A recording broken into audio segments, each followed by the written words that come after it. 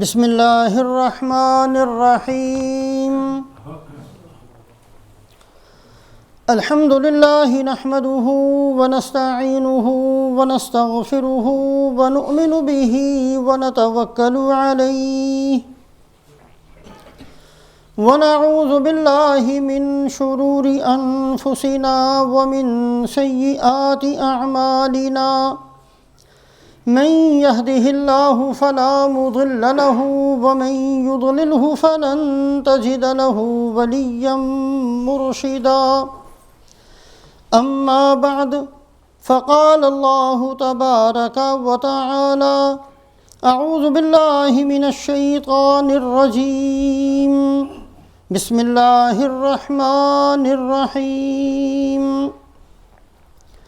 وَإِنَّ هَٰذِهِ أُمَّتُكُمْ أُمَّةً وَاحِدَةً وَأَنَا رَبُّكُمْ فَاتَّقُونِ فَتَقَطَّعُوا أَمْرَهُمْ بَيْنَهُمْ زُبُرًا كُلُّ حِزْبٍ بِمَا لَدَيْهِمْ فَرِحُونَ فَذَرْهُمْ فِي غَمْرَتِهِمْ حَتَّىٰ حِينٍ أَيَحْسَبُونَ أَنَّ مَا نُمِدُّهُمْ بِهِ مِن مَّالٍ وَبَنِينَ نسارع لهم في الخيرات بل لا يشعرون وعن أبي سعيد الخدري رضي الله تعالى عنه قال قال رسول الله صلى الله عليه وسلم ألا إن بني آدم خلقوا على طبقات شتى فمنهم من يولد مؤمنا ويحيى مؤمنا ويموت مؤمنا ومنهم من يولد كافرا ويحيى كافرا ويموت كافرا ومنهم من يولد كافرا ويحيى كافرا ويموت مؤمنا ومنهم من يولد مؤمنا ويحيى مؤمنا ويموت كافرا او کما قال رسول اللہ صلی اللہ علیہ وسلم۔ انسانی تاریخ کا ایک نہایت افسوسناک باب ہر زمانے کے اندر یہ رہا کہ اکثر انسانوں نے اپنی سوچ اور فکر کو، اپنی کوشش اور محنت کو، اپنے نظریے اور عقیدے ہی کو صحیح اور درست سمجھا۔ ابو جہل، ابو لہب، قارون، فرعون، حامان، شداد، نمرود، سامری، جتنے بڑے بڑے کافر دنیا کے اندر آئے، آخری دن تک ہلاکت کے گڑھے میں پہنچنے تک یہی دعویٰ کرتے رہے، ہم ٹھیک ہیں، ہم ٹھیک ہیں، ہم ٹھیک ہیں، ہماری سوچ ٹھیک ہے، ہماری محنت ٹھیک ہے، ہمارا عمل ٹھیک ہے، ہمارا نظریہ ٹھیک ہے، ہماری بات ٹھیک ہے۔ جتنے بڑے بڑے کافر، جتنے بڑے بڑے گمراہ، جتنے بڑے بڑے شیاطین دنیا کے اندر آئے، سب کا یہی دعویٰ رہا۔ انسانی تاریخ کے اندر انتہائی افسوسناک باب ہر زمانے کے اندر یہ ملتا ہے کہ ہر بندہ اپنے آپ کو ٹھیک سمجھتا ہے۔ ہر آدمی خواہ کتنا ہی غلط راستوں پر چلتا ہو، لیکن جب اس سے بات کی جائے وہ کہے گا میرا نظریہ ٹھیک، میری بات ٹھیک، میری سوچ ٹھیک، میرا عقیدہ ٹھیک، میری زندگی ٹھیک۔ اس کی ابتدا شیطان سے ہوئی ہے۔ شیطان کو براہ راست اللہ فرماتے ہیں کہ سجدہ کر۔ انبیاء علیہم الصلوات والتسلیمات کے پاس جو اللہ کا حکم آتا ہے فرشتوں کے واسطے سے آتا ہے۔ عام انسانوں کے پاس جو اللہ کا حکم پہنچتا ہے فرشتوں اور پھر نبیوں کے واسطے سے پہنچتا ہے۔ شیطان اللہ کے سامنے موجود ہے اور اللہ اس کو حکم دیتے ہیں، اس کے باوجود ایسی بے غیرتی، بے حیائی اس پر غالب تھی کہ پھر کہتا رہا خلقتنی من نار وخلقتہ من طین، نہیں میں ٹھیک ہوں، آپ کی نافرمانی میں کر تو رہا ہوں لیکن آپ کی نافرمانی کے اندر بھی میرا نظریہ ٹھیک ہے، اس لیے کہ آدم کو آپ نے مٹی سے پیدا کیا ہے، مجھے آپ نے آگ سے پیدا کیا ہے، میرے لیے کیسے ممکن ہے کہ میں آدم کو سجدہ کروں؟ براہ راست اللہ کا حکم آ رہا ہے، اللہ موجود ہیں اور حکم دے رہے ہیں، کوئی درمیان میں واسطہ نہیں ہے، اس کے باوجود اللہ کی نافرمانی کرنے کو بھی ٹھیک کہتا رہا۔ شیطان کی ابتدا اسی نظریے سے ہوئی، میں ٹھیک ہوں، میں ٹھیک ہوں، میں ٹھیک ہوں۔ اور قرآن پاک کی آیات شریفہ پر اگر غور کیا جائے، جس وقت اللہ پاک نے شیطان کو مردود کر دیا، اپنے دربار سے دھکا دے کر نکال دیا، اس وقت سب سے پہلی بات جو شیطان نے کہی اس پر کبھی غور کریں۔ شیطان نے کہا ربی بما اغویتنی لأزینن لہم فی الارض ولأغوینہم اجمعین۔ اے اللہ، آپ نے مجھے اپنے دربار سے نکال تو دیا ہے، لیکن اب میں کروں گا کیا؟ سب سے پہلی بات اس نے کیا کہی؟ سب سے پہلی بات یہ کہی لَأُزَيِّنَنَّ لَهُمْ فِي الْأَرْضِ، قیامت تک ہر بندے کو یہی سکھاؤں گا کہ تو ٹھیک ہے۔ وَلَأُغْوِيَنَّهُمْ أَجْمَعِينَ، گمراہ کرنے کو بعد میں ذکر کیا، پہلے یہ کہا لَأُزَيِّنَنَّ لَهُمْ فِي الْأَرْضِ۔ ہر آدمی کو، خواہ اس کا نظریہ کتنا ہی غلط ہوگا، ہر آدمی خواہ اس کی سوچ کتنی ہی بگڑی ہوئی ہوگی، ہر آدمی خواہ اس کی محنت اور کوشش جہنم تک اس کو پہنچانے والی ہوگی، لَأُزَيِّنَنَّ لَهُمْ فِي الْأَرْضِ، اے اللہ آپ نے جو مجھے اپنے دربار سے نکالا ہے، اب میرا کام قیامت کے دن تک یہ ہوگا کہ میں ہر بندے کو یہ سکھاؤں گا، ہر بندے کے سامنے یہ بات لاؤں گا، ہر بندے کے دل میں یہ بات بٹھا دوں گا کہ تو ٹھیک ہے، تو ٹھیک ہے، تو ٹھیک ہے۔ اس بات کو بار بار سامنے رکھیے، ابتدائے انسانیت سے آج تک اور آج سے لے کر قیامت کے دن تک ہر زمانے کے اندر سب سے بڑا نقصان پہنچانے والا نظریہ، سب سے زیادہ نقصان پہنچانے والی انسان کو بات کون سی رہی؟ یہ رہی کہ میں ٹھیک ہوں، میری سوچ ٹھیک ہے، میری محنت ٹھیک ہے، میرا عقیدہ ٹھیک ہے، جو میں کرتا ہوں میں ٹھیک کرتا ہوں۔ آیات شریفہ جو ابھی خطبے کے اندر پڑھی گئی ہیں، یہ سورہ مؤمنون کی آیات شریفہ ہیں۔ ان آیات شریفہ میں بھی اللہ پاک یہی مضمون بیان فرماتے ہیں، وَإِنَّ هَٰذِهِ أُمَّتُكُمْ أُمَّةً وَاحِدَةً وَأَنَا رَبُّكُمْ فَاتَّقُونِ۔ حقیقت یہ ہے کہ میں نے تو سب کو ایک ہی نظریے پر پیدا کیا ہے، میں تمہارا رب ہوں، میری فرما برداری کرنا، مجھ سے ڈرنا، میری مان کر چلنا، میں نے تو تمہیں پیدا اسی لیے کیا تھا، لیکن تم لوگوں نے کیا کیا؟ فَتَقَطَّعُوا أَمْرَهُمْ بَيْنَهُمْ زُبُرًا كُلُّ حِزْبٍ بِمَا لَدَيْهِمْ فَرِحُونَ۔ تم میں سے ہر ایک نے اپنے چلنے کے لیے الگ سے راستہ بنا لیا۔ ایک آدمی چوری کرتا ہے، پھر اس کا نظریہ یہ کہ میں ٹھیک ہوں۔ ایک آدمی کفر کرتا ہے، پھر اس کا نظریہ یہ ہے کہ میں ٹھیک ہوں۔ ایک آدمی خدا کی نافرمانی کرتا ہے، پھر یہ سوچتا ہے کہ میں ٹھیک ہوں۔ ایک آدمی دوسروں پر ظلم کرتا ہے، پھر اس کا نظریہ یہ ہے کہ میں ٹھیک ہوں۔ ایک آدمی دوسروں کے بارے میں زیادتی والی زندگی گزارتا ہے، پھر اس کا نظریہ یہ ہے کہ میں ٹھیک ہوں۔ فَتَقَطَّعُوا أَمْرَهُمْ بَيْنَهُمْ زُبُرًا كُلُّ حِزْبٍ بِمَا لَدَيْهِمْ فَرِحُونَ۔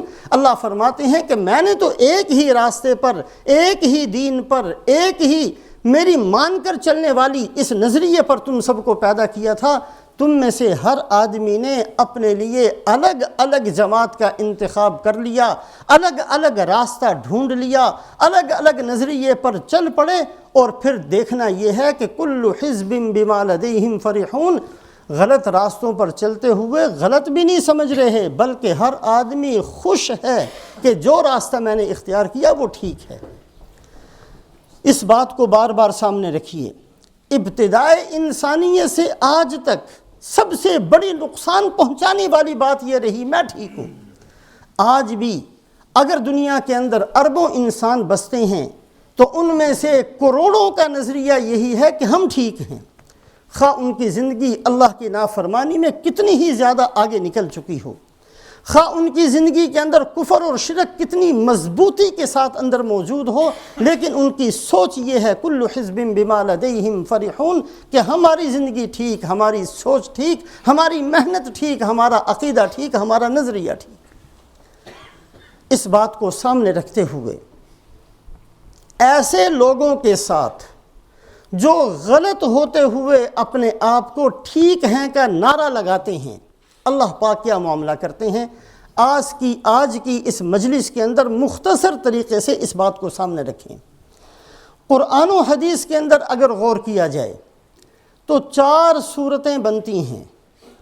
اللہ پاک کے 4 طرح کے معاملات ہیں ایسے لوگوں کے ساتھ جو ٹھیک نہیں ہوتے اور اپنے آپ کو ٹھیک سمجھتے ہیں، جن کا عقیدہ غلط ہوتا ہے ان کا دعویٰ یہ ہے کہ ہمارا عقیدہ ٹھیک ہے، جن کی محنت غلط ہوتی ہے ان کا کہنا یہ ہے کہ ہماری محنت ٹھیک ہے۔ اللہ پاک کے معاملات 4 طرح کے ہوتے ہیں ایسے بندوں کے ساتھ، یا 4 طرح کی ایسی جماعتیں ہوتی ہیں، اور ہر جماعت کے ساتھ اللہ کا معاملہ الگ ہوتا ہے۔ ایک جماعت تو وہ ہوتی ہے جن کا عمل غلط، جن کی سوچ غلط، جن کا نظریہ غلط، جن کی محنت غلط، لیکن اس زمانے کے اندر صحیح بتانے والے بھی نہیں ہیں، علم حق بھی موجود نہ ہو اور لوگ غلط زندگی گزار رہے ہوں۔ ایسے لوگوں کے ساتھ اللہ کا قانون اور اللہ کا اصول یہ ہے وَمَا كُنَّا مُعَذِّبِينَ حَتَّى نَبْعَثَ رَسُولًا، کہ ہم تم میں سے کسی کو نہیں پکڑیں گے، کفر کتنا ہی تمہارے اندر موجود ہو، نافرمانی کتنی ہی زیادہ آگے تمہارے اندر آ جائے، ہمارا اصول یہ ہے چونکہ علم حق موجود نہیں ہے، بتانے والے موجود نہیں ہیں، تمہیں سکھانے والے موجود نہیں ہیں، سیدھی سوچ بتانے والے نہیں ہیں، سیدھا نظریہ بتانے والے نہیں ہیں، تمہیں صحیح محنت بتانے والے نہیں ہیں، لہٰذا اللہ کا قاعدہ قانون یہ ہوتا ہے کہ اس وقت تک اللہ پاک ایسے لوگوں پر عذاب نہیں بھیجا کرتے جب تک کہ اپنے رسول کو نہ بھیج دیں۔ فرعون کی فرعونیت سینکڑوں سال چلتی رہی، 400 سال تقریباً فرعون کا زمانہ ہے، اور اس میں بالکل آخری زمانہ وہ ہے جس میں حضرت موسیٰ علیہ السلام تشریف لائے۔ اس سے پہلے فرعون کی فرعونیت عروج پر تھی، انا ربکم الاعلیٰ کا دعویٰ موجود ہے، ظلم موجود ہے، زیادتی موجود ہے، ہر طرح کی بدماشی موجود ہے، اللہ کی طرف سے کوئی پکڑ نہیں ہے۔ پکڑ کب آئی ہے؟ جب موسیٰ علیہ السلام تشریف لائے اور لا کر مکمل طور پر محنت کر دی، پھر پکڑ آئی ہے، ورنہ اللہ کی طرف سے کوئی پکڑ نہیں۔ بیت اللہ کے اندر ایک بے حیا مرد اور عورت اندر داخل ہوئے، اندر غلط کام کیا، اندر انہوں نے زنا کاری کی، اللہ پاک کی طرف سے فوری طور پر ان کو پتھر کا بنا دیا گیا۔ لوگوں کو پتہ چلا، ان پتھروں کے جو مجسمے تھے ان کو لا کر باہر رکھ دیا تاکہ لوگوں کو عبرت ہو اور لوگ اس مقدس جگہ کے اندر کوئی غلط کام کا تصور بھی نہ کریں۔ زمانہ گزرنے کے بعد لوگوں نے یہ کہا کہ جن کی یہ مورتیاں یہاں رکھی ہوئی ہیں یہ تو کوئی بہت بڑے قسم کے لوگ ہوں گے، ایک کو اٹھا کر صفا پہاڑی پر رکھ دیا، دوسرے کو اٹھا کر مروہ پہاڑی پر رکھ دیا اور ان کی عبادت شروع ہو گئی۔ چونکہ بتانے والا کوئی نہیں تھا، رسول پاک علیہ السلام کی بعثت سے پہلے یہ ہوتا رہا، بیت اللہ کے اندر ان بے حیا لوگوں کے مجسموں کی عبادت ہوتی رہی جنہوں نے بیت اللہ کے اندر یہ کام کیا تھا، لیکن کوئی پکڑ نہیں۔ اللہ کا اصول یہ ہے ایسے لوگوں کی پکڑ نہیں ہوتی جب تک علم حق موجود نہ ہو۔ علم حق نہ ہوتے ہوئے اگر کوئی بندہ یہ دعویٰ کرتا ہے میں ٹھیک ہوں، میری سوچ ٹھیک ہے، میری محنت ٹھیک ہے، میرا نظریہ ٹھیک ہے، اللہ اس کو کھلی چھٹی دیتے ہیں یہاں تک کہ اپنے رسول کو نہ بھیج دیں۔ ایک تو اللہ پاک کا اس جماعت کے ساتھ یہ معاملہ ہوتا ہے۔ دوسری صورت کیا ہوتی ہے؟ یہ کہنے والے تو بہت موجود ہوتے ہیں کہ ہم ٹھیک ہیں، لیکن یہ سمجھانے والے بھی ہوتے ہیں کہ تم ٹھیک نہیں ہو، تمہاری سوچ ٹھیک نہیں ہے، تمہاری محنت غلط ہے، تمہاری فکر غلط ہے، تمہاری کوشش غلط ہے۔ انبیاء علیہم الصلوات و تسلیمات بھی موجود ہوتے ہیں اور یہ لوگ غلط زندگی گزارنے والے بھی ہوتے ہیں۔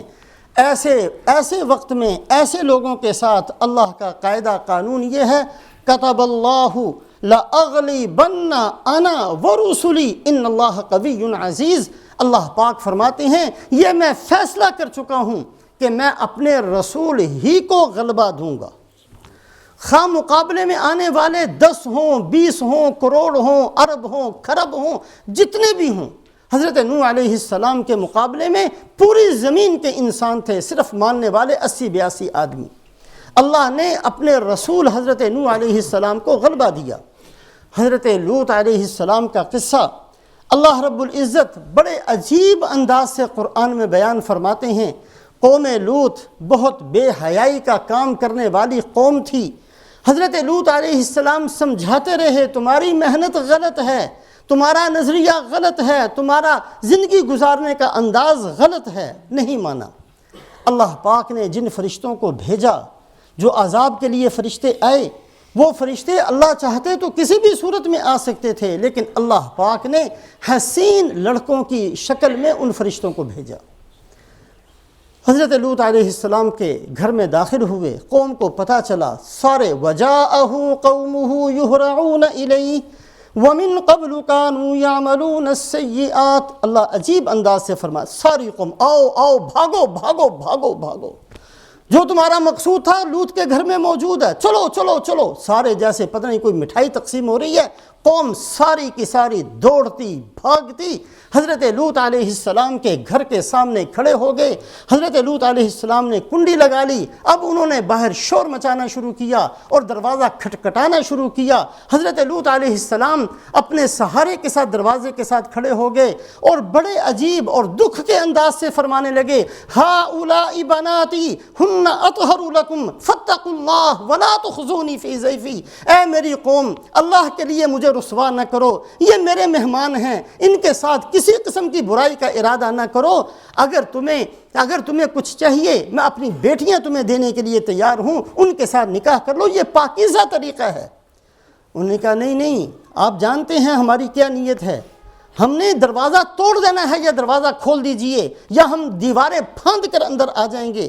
جب انہوں نے یہ کہا، حضرت لوط علیہ السلام کے الفاظ اللہ قرآن میں ذکر فرماتے ہیں، لو ان لی بکم قوتا او آوی الی رکن شدید، کاش آج میرے پاس قوت ہوتی، میں تمہارا مقابلہ کر کے دکھاتا، کاش میں کسی پناہ کی طرف جا سکتا۔ ایسے بے بس ہو کر حضرت لوط علیہ السلام فرماتے ہیں، حضرت جبرائیل علیہ السلام نے کہا، اے لوط، ہم لڑکے نہیں ہیں، ہم تو فرشتے ہیں، لن یصلوا الیک، یہ ہرگز آپ تک نہیں پہنچ سکتے، دروازہ کھول دیجئے۔ دروازہ کھولا ہے، ایک پر مارا حضرت جبرائیل علیہ السلام نے، آنکھیں اندھی ہو گئیں، بھاگو بھاگو کا شور مچ گیا، کوئی دیوار کے ساتھ ٹکرایا، کوئی درخت کے ساتھ ٹکرایا، کوئی کنویں میں گرا، اور اللہ پاک نے اس کے بعد اس بستی کو حضرت جبرائیل علیہ السلام نے اللہ کے حکم سے اٹھایا، آسمانوں تک لے جا کر اوندا کر کے پھینک دیا۔ کتب اللہ لأغلبن انا ورسلی۔ اللہ پھر یہ دیکھتے ہیں، جب علم حق والوں نے اپنی محنت کو مکمل طریقے سے پورا کر دیا تو خواہ کروڑوں ایسے موجود ہوں جو یہ دعویٰ کرتے ہوں کہ ہم ٹھیک ہیں، ہم ٹھیک ہیں، ہم ٹھیک ہیں، اللہ کسی کی پرواہ نہیں کرتے، اللہ اپنے نبی کو غلبہ دیا کرتے ہیں۔ دوسرا اللہ کا نظریہ یہ، اور تیسرا دور یا تیسری جماعت ایسی ہوتی ہے جو علم حق کو زبان سے تسلیم بھی کر لیتے ہیں کہ جی ٹھیک ہے ہم مانتے ہیں، دل سے نہیں مانتے۔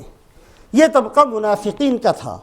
رسول پاک علیہ السلام نے جو فرمایا، جی ٹھیک ہے، بالکل قبول، ہم قبول کرتے ہیں، ہم آپ کی بات کی تصدیق کرتے ہیں۔ وَإِذَا لَقُوا الَّذِينَ آمَنُوا قَالُوا آمَنَّا وَإِذَا خَلَوْا إِلَىٰ شَيَاطِينِهِمْ قَالُوا إِنَّا مَعَكُمْ إِنَّمَا نَحْنُ مُسْتَهْزِئُونَ۔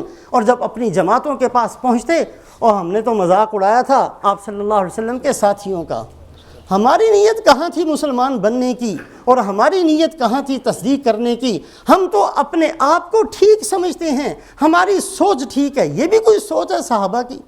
ایک چیز پر جم جانا، اور اللہ کے بندوں سب کو ساتھ لے کر چلنا چاہیے، ہر حالات کو دیکھ کر چلنا چاہیے۔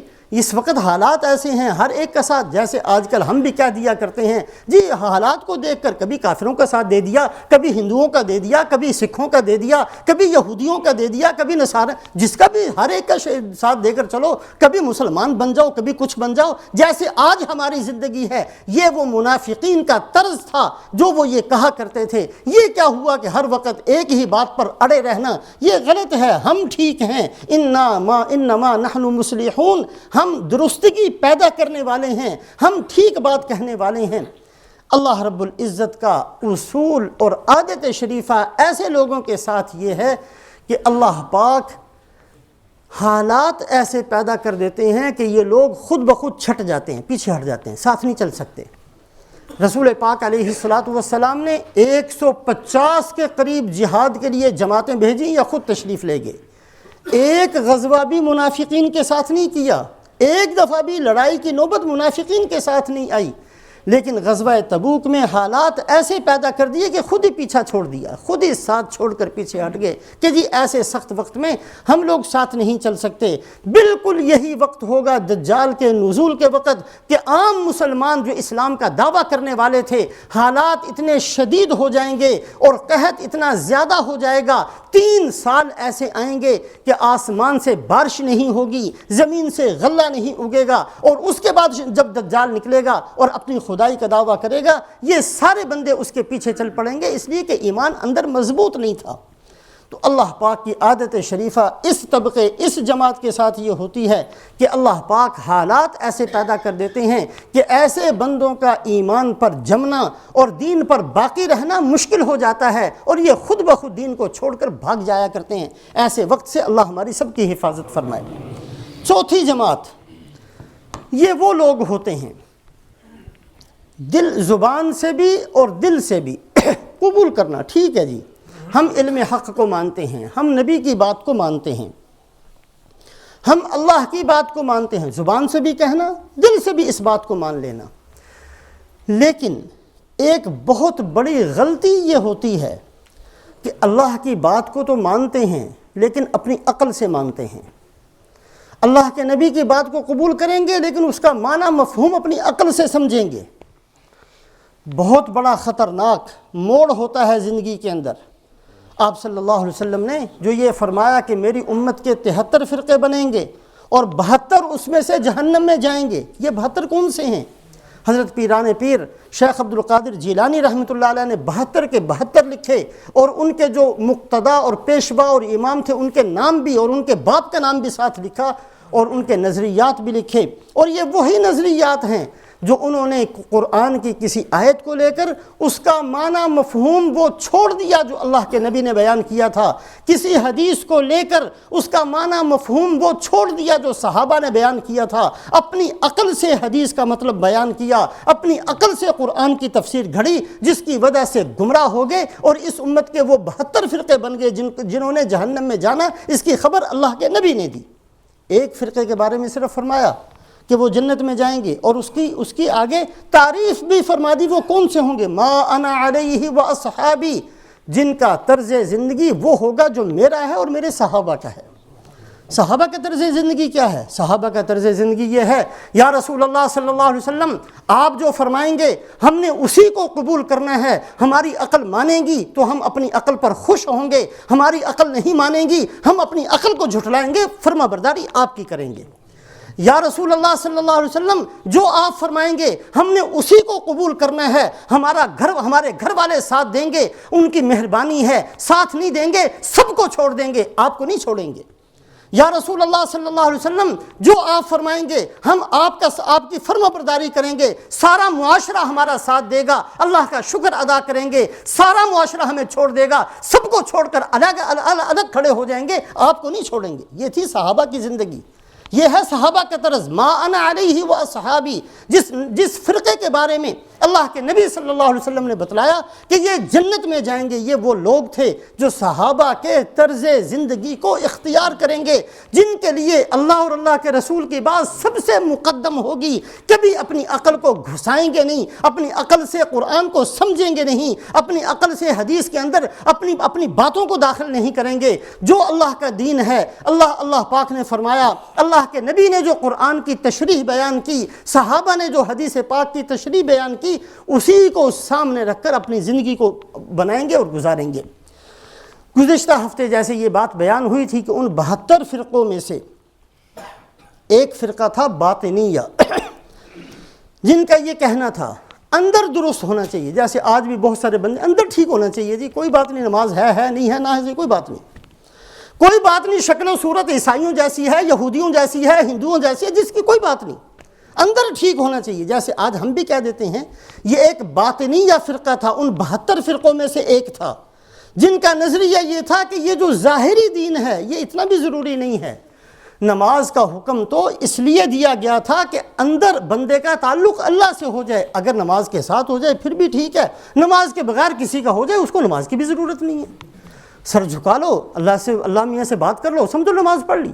یہ جو گمراہ فرقہ تھا اور آج بھی اس کی باقیات موجود ہیں، یہ وہی 72 فرقوں میں سے ایک تھا جنہوں نے ظاہری دین کو ضروری نہیں سمجھا۔ کیوں؟ اس لیے کہ ان کی عقل نے کہا کہ ضروری نہیں ہے۔ اللہ کے نبی تو اخیر تک نماز روزے کا اہتمام فرماتے رہے، صحابہ تو اخیر تک نماز روزے کا اہتمام فرماتے رہے، ظاہری دین پر ہر صحابی چلتے رہے، اور یہ کہتا ہے جی کوئی ضرورت نہیں ہے۔ یہ اپنی عقل سے دین کو جو نکالا، یہ وہ 72 فرقوں میں سے ایک فرقہ تھا باطنیہ۔ اس کا تھوڑا سا بیان گزشتہ ہفتے ہوا تھا۔ بالکل اسی کے ساتھ ملتی جلتی ایک اور بات جو بہت آج کل کے زمانے میں عام ہے، آج کل یہ بڑی کثرت سے کہا جاتا ہے کہ اگر کوئی بندہ بات کرے تو اس بندے کو نہ دیکھو، اس کی بات کو دیکھو، اگر اس کی زندگی کتنی ہی کافروں سے ملتی جلتی ہے کوئی بات نہیں، لیکن جو وہ بات کہہ رہا ہے اس بات کو دیکھو، اگر بات ٹھیک ہے اس کو قبول کر لو۔ عام طور پر یہ بات کہی جاتی ہے، اور اس بات کو صحیح ثابت کرنے کے لیے حضرت علی رضی اللہ تعالیٰ عنہ کا ایک قول ہے جس کو ذکر فرمایا جاتا ہے، انظر الی ما قال ولا تنظر الی من قال۔ جو آدمی کہہ رہا ہے اس کی بات کو دیکھو، کہنے والے کو نہ دیکھو۔ اس کا مطلب عام طور پر یہ لے لیا گیا، اور آج ہر وہ بندہ جس کی شکل سے دین کا پتہ نہیں چلتا، جس کے لباس سے دین کا پتہ نہیں چلتا، جس کی باتوں سے دین کا پتہ نہیں چلتا، نمازوں کا اہتمام اس کے اندر نہیں ہے، سنتوں کی زندگی اس کے اندر نہیں ہے، وہ بھی کھڑے ہو کر اپنے آپ کو اس بات کا حقدار سمجھتا ہے کہ میں قرآن کی تفسیر بیان کر سکتا ہوں، اس لیے کہ لوگوں نے اس کا غلط مطلب سمجھا ہے۔ یہ مطلب ہرگز اس کا نہیں ہے۔ امام بخاری رحمۃ اللہ علیہ تشریف لے جاتے ہیں، ایک حدیث سیکھنے کے لیے 1 مہینے کا سفر کرتے ہیں۔ مہینے کا سفر آسان کام نہیں، مہینے کا سفر کر کے پہنچے۔ محدث جس سے حدیث سننی تھی لینی تھی، اس کو دیکھا کہ خالی جھولی ایسے کر کے اپنے گھوڑے کو اپنے پاس بلا رہے ہیں۔ امام بخاری بڑے غور سے دیکھتے رہے۔ جب گھوڑا قریب آ گیا تو کہا آپ کی جھولی میں کچھ نہیں تھا؟ کہا جی نہیں کچھ نہیں تھا۔ کہا آپ تو ایسے کر رہے تھے جیسے جھولی کے اندر دانے ہیں، اور اس کو کہا ہاں وہ تو صرف گھوڑے کو بلانے کے لیے میں نے ایک طریقہ اختیار کیا تھا۔ امام بخاری رحمۃ اللہ علیہ وہیں سے واپس چلے گئے۔ بھئی کس لیے آئے تھے؟ جی آیا تو تھا حدیث سننے کے لیے، لیکن آپ اس قابل نہیں ہے کہ آپ سے حدیث میں سنوں۔ انہوں نے نہیں کہا کہ جی حدیث ہی ہے، اس کو تو میں سن لیتا ہوں، مجھے اس کی زندگی سے کیا لینا دینا ہے۔ نہیں تھا یہ طریقہ۔ دیکھا جاتا تھا کہ کہنے والے کے اندر دین ہے کہ نہیں ہے، پھر اس کی بات کو سنا جاتا تھا۔ صحابہ کا یہی طریقہ تھا، صلحاء کا یہی طریقہ تھا، محدثین کا یہی طریقہ تھا۔ جس کو استاد بناتے تھے پہلے دیکھتے تھے اس کے اندر دین ہے کہ نہیں ہے۔ یہ جو حضرت علی رضی اللہ تعالیٰ عنہ کا ارشاد تھا، اس کا مطلب تو یہ تھا، آپ صلی اللہ علیہ وسلم نے فرمایا اے میری امت، اگر تمہارے اوپر کوئی عبد حبشی کو ان استعمل علیکم عبد حبشی اسمعوا واطیعوا، اس کی بات کو سننا، اس کی بات کو ماننا، اگرچہ تمہارا امیر ایک کالے رنگ کا حبشی بنا دیا جائے، کأن رأسہ زبیبۃ، ایسا بدصورت ہو کہ اس کا سر کشمش کی طرح پھسا ہوا لگتا ہو، پھر بھی اس کی بات مان لینا۔ مطلب یہ تھا کہ اس کی شکل و صورت پر نہ جانا، اس کی شکل و صورت اچھی ہے کہ نہیں ہے، اس کے اندر حسن ہے کہ نہیں ہے، اس کا خاندان اونچا ہے کہ نیچا ہے، شریعت اسلامیہ میں یہ چیزیں نہیں دیکھی جائیں گی۔ البتہ یہ ضرور دیکھا جائے گا کہ دین اس کے اندر ہے کہ نہیں ہے۔ اگر دین ہوگا تو اس کی بات کو قبول کیا جائے گا، اگر دین نہیں ہوگا تو اس کی بات کو قبول نہیں کیا جائے گا۔ سورہ یاسین کو اٹھا کر دیکھیے، آخری آیت شریفہ 22ویں سپارے کی، یا قوم اتبعوا المرسلین اتبعوا من لا يسألكم اجرا وهم مہتدون۔ اے میری قوم، ان کی بات مان لو، ان رسولوں کی۔ کیوں؟ اس لیے کہ یہ اپنی محنت کا معاوضہ بھی نہیں مانگتے، وہم مہتدون، اور خود چل کے دکھاتے ہیں۔ اللہ کے نبی صلی اللہ علیہ وسلم کی سیرت، صحابہ کا طریقہ یہی تھا کہ باتیں کم تھیں، عمل کر کے زیادہ دکھایا جاتا تھا۔ تو بہرحال ایک بہت ہی غلط قسم کی ایک چیز جو امت مسلمہ میں آج چلی گئی، جس کی وجہ سے ہر شیطان کو ہم اس قابل سمجھتے ہیں کہ اس کی فرما برداری کرتے ہیں، صرف یہ سوچ کر کہ اس کی بات تو ٹھیک ہے۔ اور بھائی بات تو ٹھیک ہوتی ہے بعض دفعہ، لیکن جب تک اس کی اپنی زندگی ٹھیک نہ ہو، شریعت اسلامیہ میں کسی کو حق نہیں ہے قرآن کی تفسیر بیان کرنے کا، حدیث کی تفسیر اور تشریح بیان کرنے کا۔ یہ طریقہ تھا اللہ کے نبی صلی اللہ علیہ وسلم نے ارشاد فرمایا۔ حضرت عبداللہ ابن عباس رضی اللہ تعالیٰ عنہما مدینہ منورہ سے مکہ مکرمہ تشریف لائے۔ حضرت عبداللہ ابن عباس کے بارے میں ہم سب جانتے ہیں، رسول پاک علیہ الصلوۃ والسلام کے چچا زاد بھائی ہیں، اور آپ صلی اللہ علیہ وسلم نے دعا دی تھی، اللہم علمہ الکتاب والحکمہ، اے اللہ ابن عباس کو کتاب اور سنت کا علم نصیب فرما۔ آپ کی موجودگی میں فتویٰ دیا کرتے بڑے بڑے صحابہ، حضرت عمر رضی اللہ تعالیٰ عنہ کے بچوں کے برابر تھے۔ بڑے بڑے صحابہ نے، حضرت عمر رضی اللہ تعالیٰ عنہ کی عادت تھی کہ ان کو اپنے پاس بٹھاتے۔ صحابہ نے ایک دفعہ کہا، جی ان کی عمر کے ہمارے بچے بھی ہیں، آپ ان کو بھی کبھی اپنے پاس بٹھا لیا کریں۔ کہا نہیں، اس بندے کے علم کی وجہ سے میں اس کا اکرام کرتا ہوں۔ مکہ مکرمہ تشریف لائے، مکے والے سارے کے سارے اکٹھے ہو گئے۔ آپ صلی اللہ علیہ وسلم کے ساتھ نسبت تھی، رشتہ داری تھی، رسول پاک علیہ الصلوۃ والسلام کی دعا تھی، اور آپ کی زندگی میں فتویٰ دینے والے تھے۔ جس نے جو مسئلہ پوچھنا تھا مجمع اکٹھا ہو گیا۔ حضرت عبداللہ ابن عباس نے کیا فرمایا، اے مکے والو، تم میں عطا ابن ابی رباح موجود ہیں، پھر مجھ سے فتویٰ پوچھنے کی کوئی ضرورت نہیں ہے۔ عطا ابن ابی رباح کون تھے؟ یہ ایک حبشی غلام تھے، رنگ کالا تھا، ناک بالکل ہونٹوں کے ساتھ لگی ہوئی چپٹی ناک تھی، ہونٹ بہت موٹے موٹے تھے، رنگ بہت عجیب سا تھا، سر بہت عجیب سا تھا، انتہائی بدصورتی۔ یہاں تک کہا جاتا ہے کہ بدصورتی کے اندر جن جن چیزوں کو بھی دیکھا جائے وہ سب کی سب ان کے اندر موجود تھی۔ قد بھی بہت چھوٹا سا تھا۔ جیسے حسن کو دیکھتے ہیں نا کہ آنکھیں بھی ٹھیک ہونی چاہیے، اور بال بھی ٹھیک ہونے چاہیے، اور رنگ بھی ٹھیک ہونا چاہیے، اور ہر چیز حسن کے اندر بہت ساری چیزوں کو دیکھا جاتا ہے، ایسے ہی بدصورتی کے اندر جن جن چیزوں کو دیکھا جاتا ہے وہ سب کی سب ان کے اندر موجود تھیں۔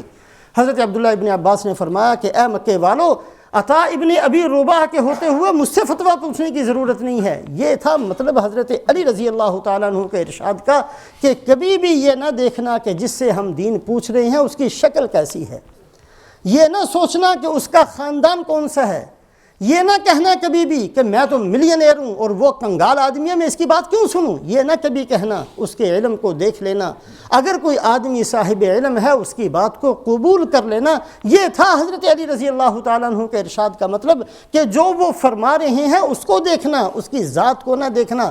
ہرگز ہرگز ہرگز اس کا یہ مطلب نہیں جو آج امت مسلمہ نے سمجھ کر ہر للو پنجو کو ہم نے اس قابل بنا دیا، اور اس کو بٹھا کر ہم نے اس کو پیری کا سرٹیفکیٹ بھی دے دیا، اور اس کو شیخ التفسیر بھی بنا دیا، اور شیخ الحدیث بھی بنا دیا، اور دین کا پورا سمجھنے والا بھی اس کو بنا دیا۔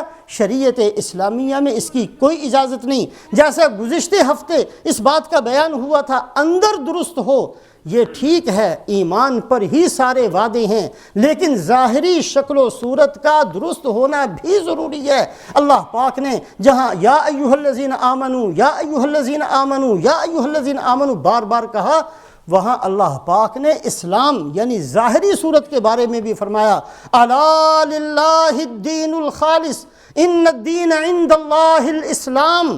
یاد رکھنا اللہ کے نزدیک خالص دین چاہیے، اور اللہ کے نزدیک کیا ہے دین؟ اللہ کے نزدیک دین اسلام کا نام ہے۔ ظاہری شکل و صورت، ظاہری لباس ٹھیک ہو، ظاہری طور پر احکامات کی پابندی ہو، اس کا نام اسلام ہے۔ اللہ کے نزدیک دین اسلام کا نام ہے، ایمان کا نام نہیں ہے۔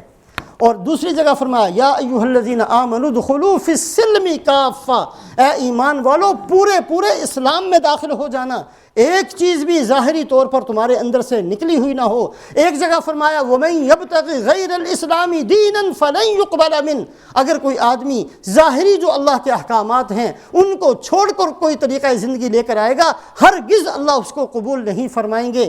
اور اللہ کے نبی صلی اللہ علیہ وسلم نے جو دعا سکھائی، کبھی غور کیا ہے اس پر؟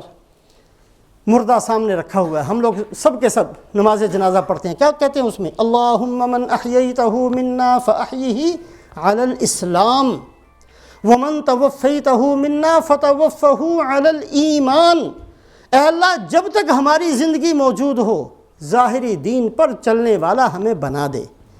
ظاہری دین نماز ہے، روزہ ہے، لباس ہے، شکل و صورت ہے، ظاہری طور پر صدقہ کرنا ہے، ظاہری طور پر حج عمرہ کرنا ہے، ظاہری دین کے احکامات، جن احکامات کا تعلق جسم کے ساتھ ہے، اے اللہ اس پر ہمیں قائم رکھ۔ وَمَن تَوَفَّيْتَهُ مِنَّا فَتَوَفَّهُ عَلَى الْإِيمَانِ، اور جس دن ہمارا سانس نکل رہا ہو اس دن اس اسلام کے ساتھ ایمان بھی مکمل طریقے سے ہمیں نصیب فرما۔ تو ظاہری طور پر اپنے آپ کو درست کرنا، ظاہری طور پر اپنی اصلاح کرنا، یہ ہماری سب کی ذمہ داری ہے۔